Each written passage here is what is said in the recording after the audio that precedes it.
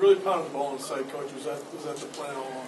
Well, you know, we're a bigger team than they are. They're quick. You know, when they start, the four quick guys that they start, they're tough off the bounce. They're quick to the rim.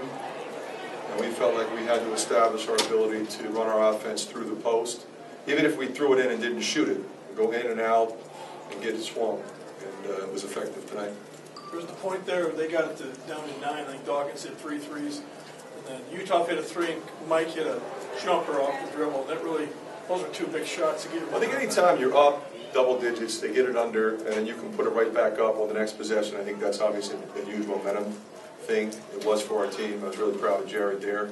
I thought Mike played a great game tonight. You know, when he shot it, when he drove it, when he moved it on, his decision-making was spectacular. And you had a 7-1 guy lead you in assists. Very unselfish player. You know, like I said, you know, you can't run the ball, you can't run your offense through the post if you don't have a good, you know, post player who can pass. And he takes great pride in his ability to find people and to be unselfish. That's why I love him.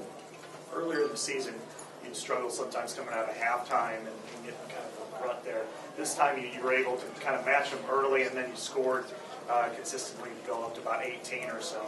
You know, I think what we did there was we maintained our energy level defensively, but we kept sharing the ball. I mean, the way we passed the ball today, you know, made it difficult, you know, for them to key in on any one guy.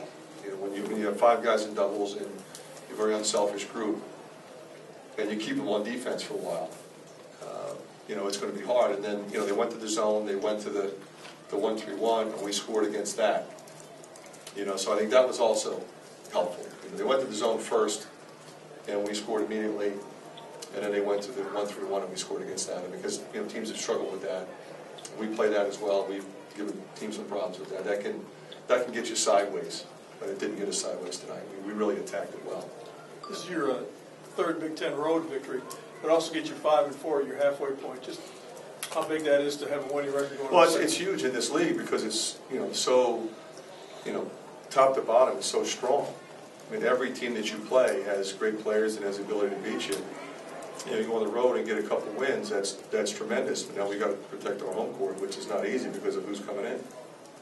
Speaking of this attack in the zone, Clemens had 2 assists late in the first half where, you know, he kind of got penetrated in and then was able to move the ball. He was terrific. I mean, you know, Anthony, I mean, is a guy that I trust. You know, I have him in there either guard position. You know, I put him in late to take the ball out of bounds against the press. You know, you can trust him to do anything. His decision making, his toughness. It's big time. What was the explanation on White's 2 technicals that didn't lead to? Well, the second one, he hung on the rim. Yeah. Okay, the first one, I think he had something to say after he blocked the shot. So they're You viewed can differently. probably figure out what he said. Yeah, they're viewed differently, so he wasn't ejected. Right. Yeah. The first one is, I forget the explanation, but the first one is categorized differently than the second one. Can you talk about your length on defense and how you thought that bothered them with the zone, taking away the fast ones? Well, you know, I think it makes our zone effective. You know, it can make our man effective as well. You know, sometimes it can be neutralized with great quickness, which this team has. So the zone, you know, kept us in a little bit more. We were able to contest threes. They didn't really shoot the 3 ball well until Dawkins got hot. He's tremendous. And, you know, I love his game, and he really picked them up when he needed it. Spike hit a big one. You know they're going to hit some. You know, especially when you have Dawkins, Spike, and Urban on the floor. But I thought we did a pretty good job of contesting and making it hard and not giving them multiple opportunities to come back and hurt us. When you got ready for this game, I was looking at tape. Is it remarkable what John's done with this team when you look who he's lost and how they've managed to still compete at a high level? Well, it's not remarkable to me because I've known him a long time. You know, I remember he was in Canisius, Richmond, I mean, in West Virginia, and here.